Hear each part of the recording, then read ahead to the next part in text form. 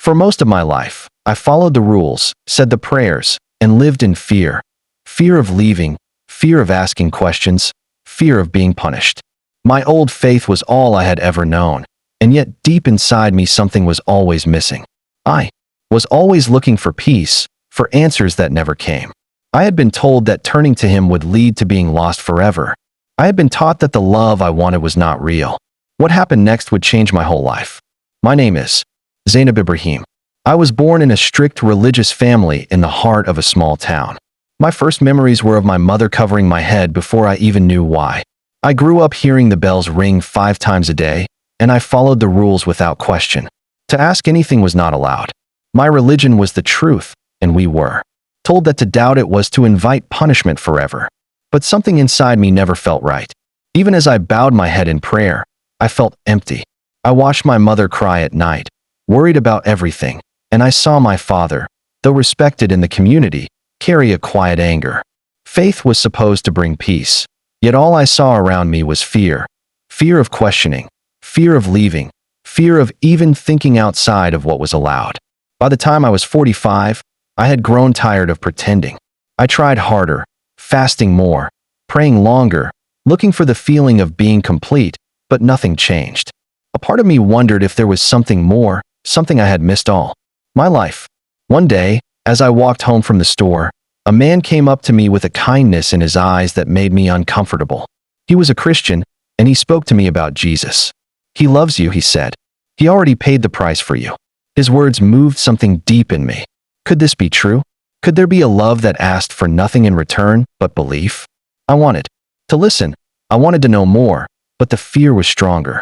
I had seen what happened to those who left my faith, the shame, the threats, the being alone. A woman I once knew had changed religions, and her own family turned away from her. I could not face such a thing, so I kept going in my ways, but I secretly prayed, "If you are real, Jesus, show me the way. Give me another chance." I did not expect the answer to come the way it did. One afternoon, my son was driving me home when it happened. The tires screamed, a loud crash filled my ears, and everything went dark. When I opened my eyes, I was no longer in the car. I was floating above the wreck, looking down at my son's bloody hands as he tried to wake me. People gathered, someone screamed, but I felt no pain. I was outside of my body, weightless. Then suddenly, a presence filled the space around me. I turned and saw him. His face gave off a light that was not of this world. His eyes burned with a love so strong it made me cry. I knew right away this was Jesus. He had come for me. He spoke, but not with words. It was as if his voice went straight into my soul. "I have called you many times, but fear held you back." I fell before him, overwhelmed. "Forgive me," I was afraid. I wanted to come to you, but I was afraid. Then he showed me something that shook me to my core. "Do you know why your old faith grows strong?" he asked. "It is not because of truth, but because of chains." He showed me the 3 chains that held believers, keeping them locked away from the truth of the gospel. As Jesus showed this to me, I felt the weight of an invisible chain that had held not just me, but millions of others. The first he showed me was fear. It was not just present in my old faith, it was its foundation. It was the force that controlled thoughts, decided actions, and made sure there was silence where there should have been questions. Fear in my religion was not always spoken, but it was deeply felt. It began in childhood where obedience was demanded, not taught. From an early age, questioning was seen as fighting back, and doubt was treated as betrayal. The fear was so deep that even an unspoken thought of disbelief felt like a crime. This fear was not only about God's punishment, it was enforced by human hands. Those who dared to leave faced the ultimate rejection. Family, community, and society all turned against them. Some were disowned, some were put in prison, and some lost their lives. The price of seeking truth was often too great. So many chose silence, living outwardly devoted but inwardly suffering. Even those who secretly doubted found themselves caught in fear. They feared not only for their lives, but for their eternity. They had been told that to leave their faith was to invite the anger of God, to suffer a punishment beyond imagination. The mind became a battlefield between the desire for truth and the terror of what might follow. And so fear became a prison, a force that did not need bars to keep its prisoners in place. It was in the whispered warnings of parents, the rigid teachings of leaders, the silent looks exchanged between those who knew but dared not speak. It was a system where questioning was more dangerous than ignorance, where leaving was harder than staying, and where fear itself became the God that was truly worshipped. As I stood in the presence of Jesus, the weight of this reality pressed on me. I had lived in that fear. It had held me prisoner for decades. But now, standing before Him, I knew fear was not from God. True love casts out fear, and in Him I had finally found that love. As Jesus showed this truth to me, I saw my old faith in a way I had never seen before. It was not merely a set of beliefs or a religious system. It was an entry into spiritual slavery. From the very first moment a person said the sacred words, they were unknowingly entering into a covenant, a spiritual contract that bound them not only in teaching but in an unseen realm. The daily rituals, prayers, fasting, recitations were not just acts of devotion but strengthening of this bond. Each repeated phrase, each bow, each whispered verse acted as a deeper submission, not just to a religion but to the forces that ruled over it. The more a person engaged in these practices, the stronger the grip became. This was why leaving my old faith felt nearly impossible for so many. It was not just fear of family, community, or even death. It was a spiritual trap. Those who tried to walk away found themselves tormented, drawn back as though by an unseen force. Some felt unexplainable dread, others were plagued by relentless guilt, and many even experienced dark visits and oppression in their sleep. I had once believed that my prayers and rituals were acts of righteousness, securing my place with God.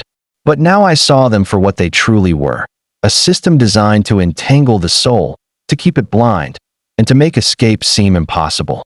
As Jesus showed this final chain to me, I felt the weight of generations trapped in a web of lies. My old faith was not just a religion of rules and rituals.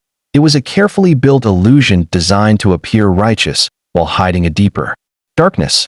It offered a fake God, a false salvation, and a twisted version of history, all to keep its followers blind to the truth.